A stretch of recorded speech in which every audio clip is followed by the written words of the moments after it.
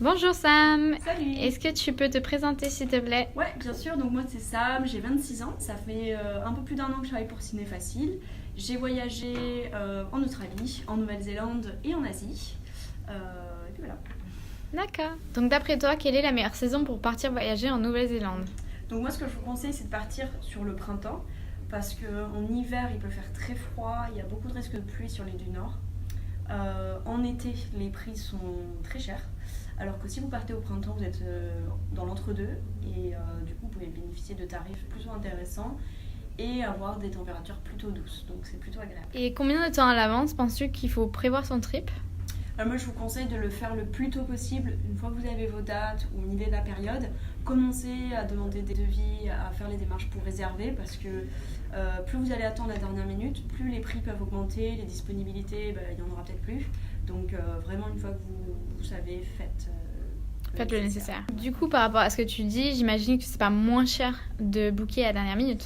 Ah non, pas du tout. Moi je vous le déconseille très fortement, parce qu'au contraire ça sera beaucoup plus cher et des fois il n'y a même plus de disponibilité. Ok, et est-ce qu'il y aurait des promos spéciales pour Noël? Alors malheureusement, non, il n'y en a pas.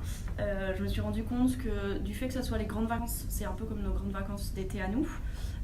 Et en plus, c'est les vacances de Noël, donc les prix sont très très chers et il n'y a malheureusement pas de promo pour Noël. Ok, oui. Du coup, entre l'île du Nord et l'île du Sud, qu'est-ce que tu recommandes le plus?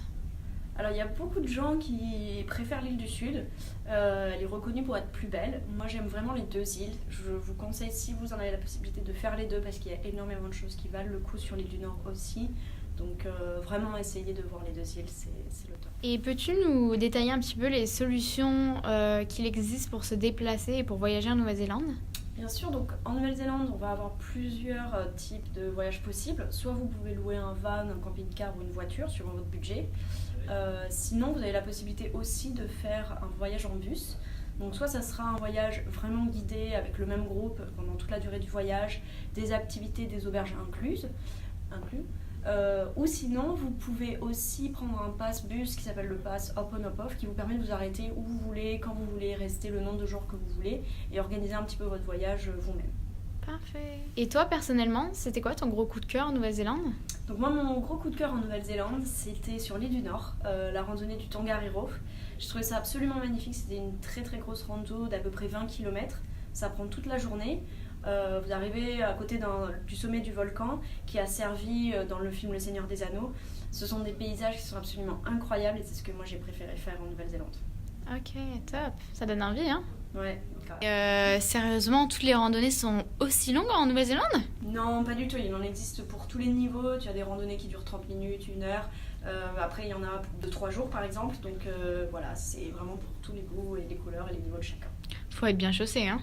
Oui, par contre, je vous conseille de partir avec de bonnes chaussures. Alright. Et dernière question, combien de temps tu recommanderais à quelqu'un de partir en Nouvelle-Zélande? Alors moi je vous conseillerais vraiment pour bien profiter à fond de tout votre trip, les deux îles, les randos, les beaux paysages, de partir au moins 1 mois. D'accord, mais c'est possible, tu penses, de le faire en 2 semaines ou il faut choisir une des 2 îles? Si vous partez pour 2 semaines, je vous conseille de faire qu'une île. Après, il y a toujours moyen de s'arranger. Par exemple, si vous partez en tour, vous pouvez faire un tour de 7 jours sur une île, un tour de 7 jours sur l'autre. Vous ne pourrez pas tout voir, mais vous allez vraiment bien profiter et faire un super voyage. Super, bon bah écoute, merci beaucoup pour toutes tes réponses et puis à la prochaine. Salut!